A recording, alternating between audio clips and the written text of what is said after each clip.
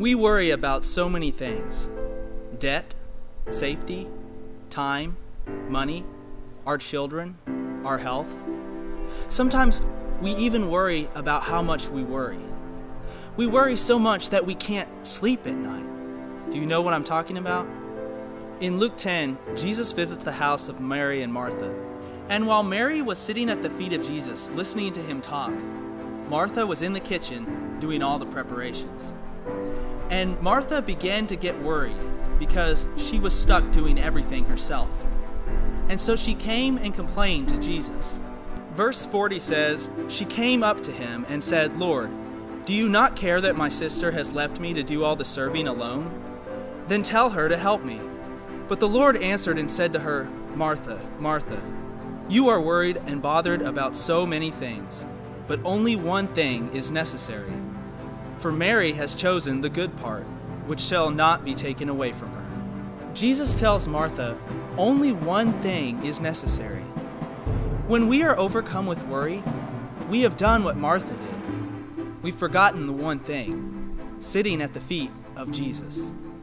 But we so often put our trust in other things that when they don't work out the way we want them to, we start to worry. And we become afraid because we're so focused on our own agenda. And when something gets off track, we can't handle it because we've lost control. But the real problem is not that we've lost control, but that we have forgotten that we were never meant to be in control in the first place. In John 14:1, Jesus says, "Do not let your heart be troubled. Believe in God. Believe also in me." When we wait in the presence of the Lord and hand control over to Him and say, "Lord, your plans be accomplished, not mine," He reminds us that His plans have not faltered. When you put your trust in God, He will take care of you when you can't take care of yourself. Psalms 127, 2b says, "For He gives to His beloved, even in his sleep." That means if you're trusting in God, when you're asleep, He's up working to make sure you're well taken care of. One time I was praying and seeking God about an important decision because I felt like He was leading me to start working for myself, doing contract work. And I was praying and saying, "God, I don't feel like I'm going to be able to provide for my family. I don't feel like I'm going to be able to do this." But in my spirit, I knew that God was telling me, "Don't worry, I've got it." And so I got down on my knees and I said, "God, you're in control. You're our provider. I'm going to trust you with this." And the very next day after I said that, I got a phone call with someone offering enough contract work to keep me going.